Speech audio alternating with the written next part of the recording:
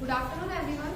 My name is Mohini Yadav and I am from Mata Jirabai Government Girls PG College, Indore, MSc third sem. आज का मेरा topic है physico chemical characteristics of fresh water special reference to different parameters turbidity, dissolved gases, it includes CO2, oxygen and hydrogen sulphide. सबसे पहले introduction, हम fresh waters की study कर रहे हैं इसलिए हमें ये जानना जरूरी है फ्रेश वाटर्स क्या होते हैं और फिजिको केमिकल कैरेक्टरिस्टिक्स की स्टडी क्यों की जाती है। फ्रेश वाटर सारे इनलैंड वाटर्स, जो इनलैंड वाटर्स होते हैं उसमें आते हैं फ्रेश वाटर और एस्चुरिन वाटर्स। फ्रेश वाटर जो कि सॉल्टी नहीं होते हैं और जो एस्चुरिन होती है उसमें ओशियन वाटर मिक्स होता है और फ्रेश वाटर मिक्स होता है, इसलिए तो एस्चुरिन बोलते हैं। फिजिको केमिकल कैरेक्टरिस्टिक्स, लिम्नोलॉजी में हम किसी भी वाटर बॉडी की फिजिको केमिकल कैरेक्टरिस्टिक्स की स्टडी इसलिए करते हैं क्योंकि इसमें हमें ट्रॉफिक डायनेमिक्स पता चलता है कि वाटर बॉडी का ट्रॉफिक के साइज का न्यूट्रिटिव वैल्यू कितनी है। ट्रॉफिक के अकॉर्डिंग पर वाटर बॉडीज को 3 टाइप्स में डिवाइड किया गया है, यूट्रॉफिक, ऑलिगोट्रॉफिक और मीजोट्रॉफिक। जो ऑलिगोट्रॉफिक वाटर बॉडीज होती है वो बहुत ज़्यादा बायोलॉजिकली प्रोडक्टिव नहीं होती है, उसकी जो वाटर क्वालिटी होती है वो अच्छी होती है। जो मीजोट्रॉफिक वाटर बॉडीज होती है उसकी वाटर बायोलॉजिकल प्रोडक्टिविटी मॉडरेट होती है और जो वाटर क्वालिटी होती है वो फेयर होती है, ज़्यादा अच्छी नहीं होती है। और जो यूट्रॉफिक लेक्स होती है उसकी जो बायोलॉजिकल वाटर बॉडीज होती है उसकी बायोलॉजिकल प्रोडक्टिविटी बहुत ज़्यादा हाई होती है पर जो वाटर क्वालिटी होती है वो बहुत कम होती है। अब इसके बाद हम फिजिको केमिकल कैरेक्टरिस्टिक्स में स्टडी करते हैं टेम्परेचर की, अल्कालिनिटी की, dissolve solutes, dissolve gases, pH, ये सारी जो पैरामीटर्स हैं इसकी हम स्टडी फिजिको केमिकल कैरेक्टरिस्टिक्स से इंक्लूडिंग करते हैं। सबसे पहला है हमारा टर्बिडिटी। टर्बिडिटी क्या होता है? हमारा जो वाटर बॉडी होता है उसमें पानी होता है थोड़ा सा मेला होता है, क्योंकि हम नेचुरल रिसोर्सेज की बात कर रहे हैं तो सारी जो वाटर बॉडीज होगी वो टर्बिड होगी, कहीं ना कहीं उसमें सिल्ट के, सैंड के पार्टिकल्स या फाइटोप्लैंक्टन, जूप्लैंक्टन के अकॉर्डिंग उसमें कहीं ना कहीं टर्बिडिटी आ ही जाती है। तो सबसे पहले टर्बिडिटी हमने समझी, टर्बिडिटी होती क्या है? उसमें जो गंदापन होता है वाटर बॉडी का उसे टर्बिडिटी बोलते हैं। ये किसी भी कारण हो सकती है, किसी भी सिल्ट, सैंड पार्टिकल्स के अकॉर्डिंग। और इसे मेजर कैसे करते हैं? टर्बिडिटी को मेजर करने की जो वेज है वो with due course of time evolve होते गए हैं। पहले सिंपलर वेज हम टर्बिडिटी के थ्रू टर्बिडिटी को मेजर करते थे, अब हायर मॉडर्नाइज्ड वेज आ गए हैं। सबसे पहला जो वे था वो था Jackson candle method. Jackson candle method में क्या था, नीचे एक कैंडल रखी होती थी और ऊपर जो ग्लास ट्यूब था उसमें हम सैंपल डालते हैं। जब तक हम सैंपल डालते जाएंगे तब तक इसमें जो हमें कैंडल की विजिबिलिटी है वो बंद हो जाए। जैसे कि हमने यहाँ पे ऐसे सैंपल डालना स्टार्ट किया, अब यहाँ पे हम इस पॉइंट पे आके कैंडल का जो फ्लेम है वो दिखना बंद हो गया, यहाँ पे आके हम रुक जाएंगे और यहाँ पे जो स्केल लगी है यहाँ पे जितना उसका मार्किंग आएगा उतनी हमारी टर्बिडिटी होगी। ये हो गई जैक्सन कैंडल मेथड। उसके बाद है बेलिस टर्बिडीमीटर। बेलिस टर्बिडीमीटर में होता है यहाँ पे लाइट सोर्स होता है और यहाँ पे 2 क्यूवेट लगे होते हैं जिसमें हम एक में नॉन सॉल्यूशन रखते हैं और एक में अननॉन सॉल्यूशन रखते हैं और नीचे यहाँ पे कोबाल्ट ग्लास प्लेट होती है। इस कोबाल्ट ग्लास प्लेट का कलर ब्लू कलर की होती है। जब यहाँ से लाइट सोर्स आएगा तो इस कोबाल्ट ग्लास प्लेट के कारण जो दोनों क्यूवेट में सैंपल है वो भी ब्लू कलर के दिखने लगेंगे और उनका जो अपीयरेंस है कि जो सैंपल है डार्क ब्लू कलर का दिख रहा है या लाइट ब्लू कलर का दिख रहा है उसके अकॉर्डिंग हम टर्बिडिटी को मेजर करते हैं। ये सेकंड मेथड हो गया। इसके बाद एक और मेथड आया था लिफेलोमीटर। लिफेलोमीटर में होता है यहाँ पे ऐसा, यहाँ पे लाइट सोर्स होता है,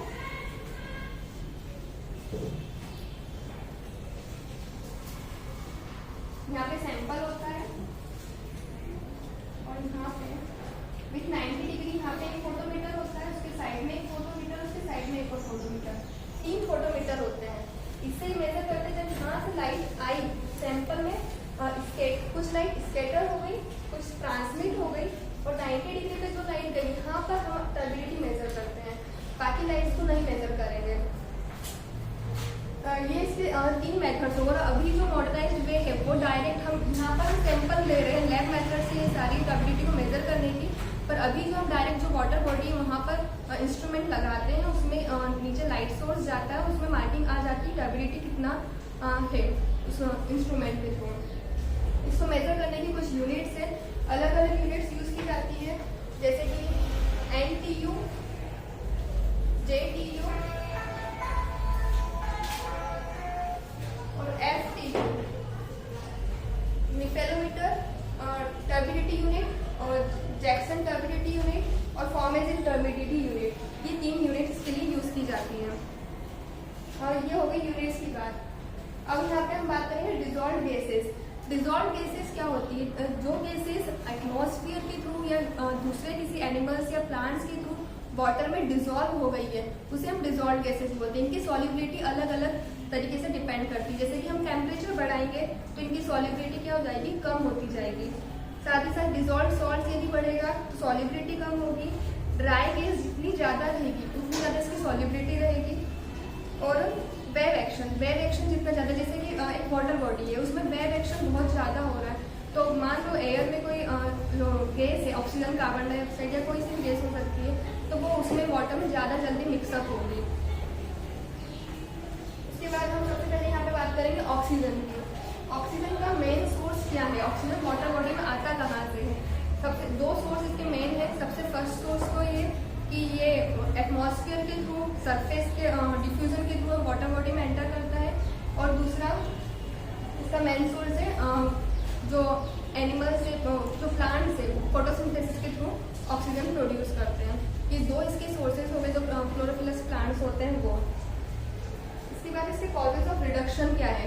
रिडक्शन में जब हम ऑक्सीजन इसमें मिक्सअप तो हो रहा है, एटमॉस्फेयर के थ्रू हो रहा है, फोटोसिंथेसिस के थ्रू हो रहा है, पर ये कहीं ना कहीं कंजप्शन भी हो रहा होगा इसका, तो ये रिड्यूस भी हो जाता है। जैसे कि जो एनिमल्स है वो उसका यूजअप कर लेते हैं और रेस्पिरेशन के लिए। और उसके बाद इसमें एक प्रोसेस होता है dial oxygen consumption. Dial oxygen consumption में क्या होता है, सुबह से लेके शाम तक जितना पीरियड है उतने टाइम में क्या हो रहा है, जो ऑक्सीजन है वो प्रोड्यूस हो रही है। और डस्क से लेके डॉन तक, मीन्स शाम के टाइम से सुबह भोर तक के टाइम पे जितना ऑक्सीजन बना है वो सब क्या हो रहा है, कंज्यूम हो रहा है एनिमल्स के थ्रू। तो उसमें डायल ऑक्सीजन, जैसे कि हमने इसका जो सुबह से लेकर शाम तक का ऑक्सीजन प्रोड्यूस हुआ उसे नेट प्राइमरी प्रोडक्टिविटी बोलेंगे। और जो शाम से लेकर सुबह तक जो ऑक्सीजन कंज्यूम हो जाता है, हम इन दोनों को ऐड कर देते हैं तो ये ग्रॉस प्राइमरी प्रोडक्टिविटी आ जाती है। ये इसके कॉजेज ऑफ रिडक्शन हो गए। अब कार्बन डाइऑक्साइड कहाँ से आती है और कहाँ कंज्यूम होती है, ये भी इसमें दोनों state. Carbon dioxide first source तो इसका वाटर होगा, रेन वाटर में 0.55 से लेकर 0.90 तक 90 मिलीग्राम पर लीटर कार्बन डाइऑक्साइड होता है। तो मेन सोर्स इसका रेन वाटर है कार्बन डाइऑक्साइड का।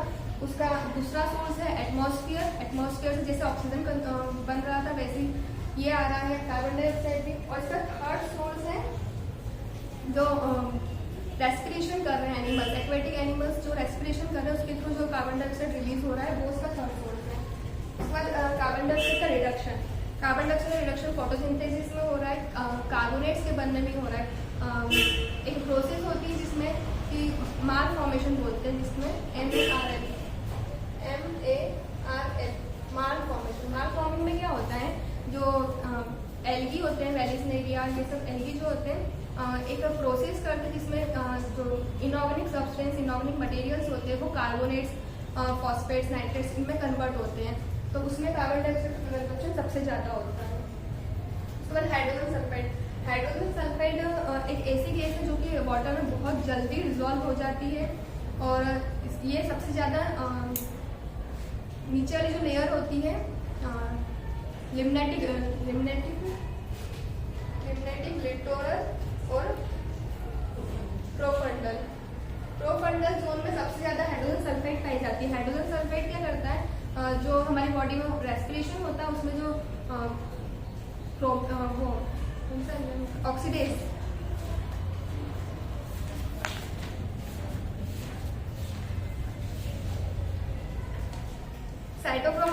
साइटोक्रोम ऑक्सीडेज को इनएक्टिवेट कर देता है।